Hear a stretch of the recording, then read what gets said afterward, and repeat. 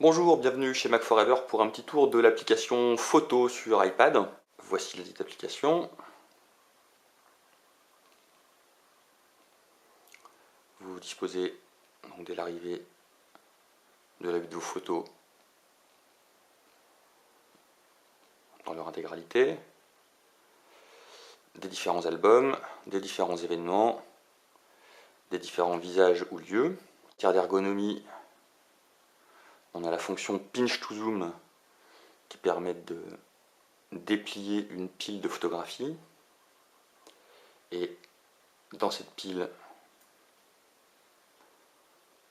on peut très facilement aller en choisir une, n'importe laquelle,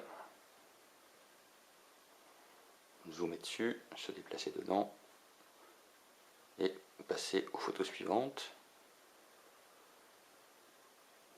On a aussi la possibilité d'avoir sur le bas une barre de défilement avec toutes les photos. Vous remarquerez la vitesse très significative d'affichage.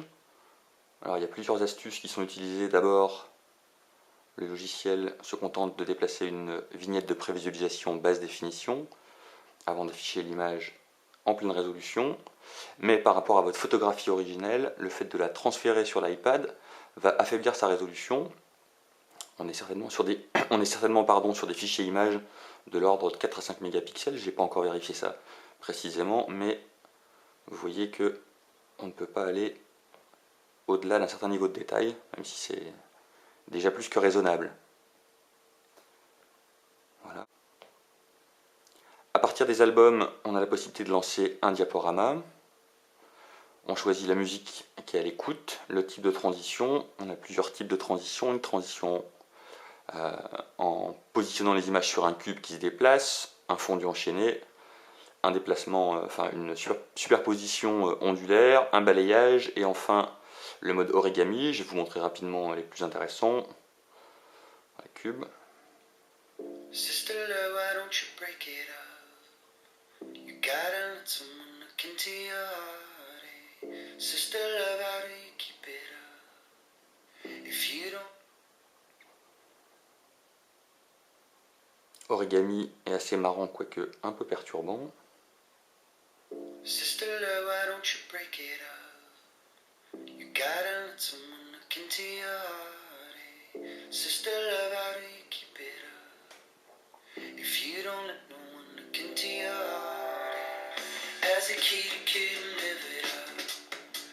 You were so serious, but always so smart. As a kid. Vos photographies, vous pouvez évidemment les envoyer par courrier électronique directement. Vous voyez que la partie mail surgit sans même que l'application photo soit quittée. On peut aussi l'assigner à un contact. On peut également l'utiliser en fond d'écran. Là, vous voyez qu'on a deux choix sur utiliser comme fond d'écran pour l'écran verrouillé ou pour l'écran d'accueil ou pour les deux.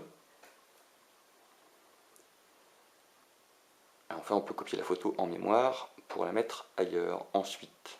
Alors ce qui frappe avec cette application photo, c'est plusieurs choses. D'abord la grande rapidité de l'application, vous pouvez le constater et on peut le constater facilement lorsqu'on visualise une bibliothèque un peu importante.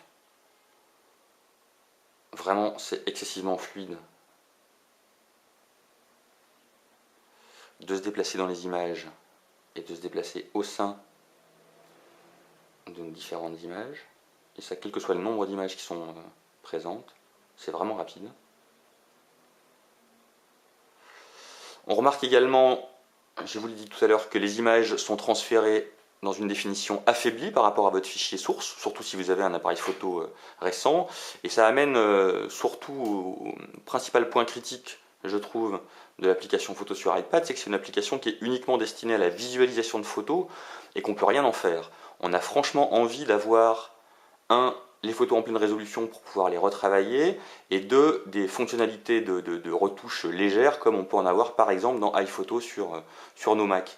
Parce que de deux choses l'une, soit on peut se servir de cet iPad comme véritable ordinateur portable de remplacement, et auquel cas ces tâches-là sont des tâches qu'on a à faire assez fréquemment, soit on considère vraiment que ce n'est qu'une tablette pour consulter les médias, ce qui serait quand même dommage puisque ça serait passé sans doute à côté d'une partie des potentialités de la chose, et auquel cas on reste avec une application photo comme celle-ci. Bon, il y a fort à parier que d'ici quelques jours on trouvera sur l'App Store des applications d'édition de photos performantes, ça commence déjà.